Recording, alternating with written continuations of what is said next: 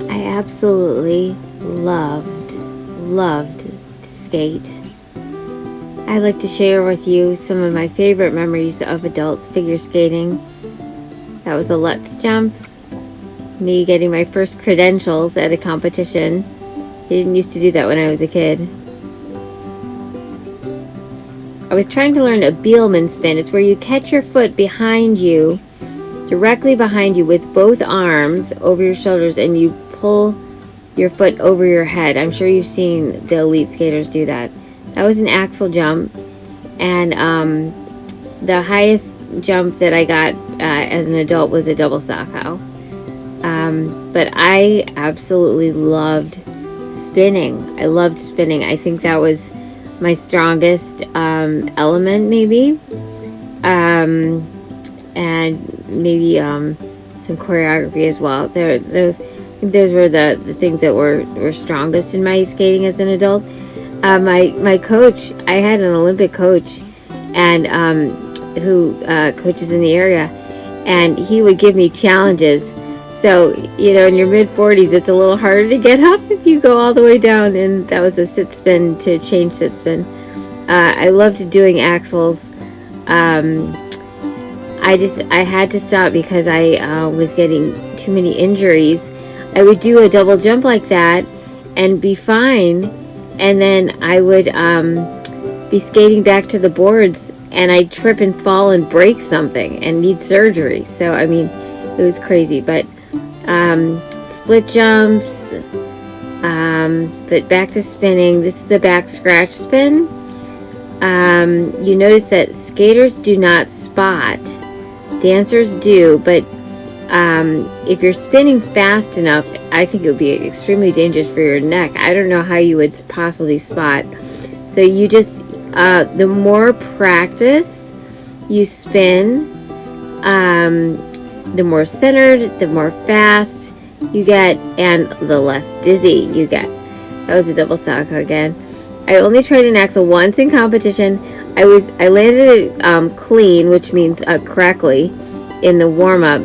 And I was so thrilled with that effort, though, because I actually went for it. I was into the last second. I'm like, am I going to do it? Am I going to pull in and do it? So, I also liked choreography.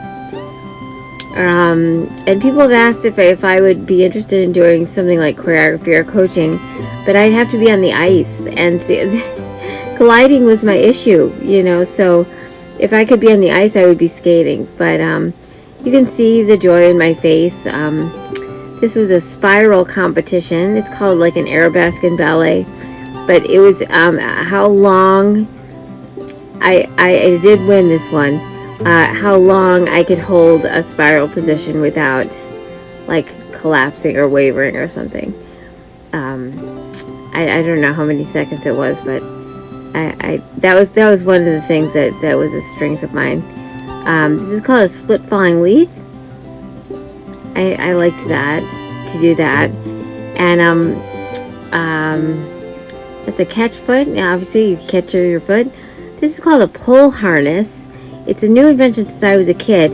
Terrific. Here's your coach is right following you on a pattern, on a curve. Most jumps are done on curves. And it's safety for when you're learning new jumps. You don't hit the ice, and it's much more safe. Layback spins were one of my favorites. It obviously makes sense, lay back. And then this is a back scratch, and this one, pull over my arms over my head. So you could tell I had obviously been practicing since the other one I showed you, because it was faster, and that's why.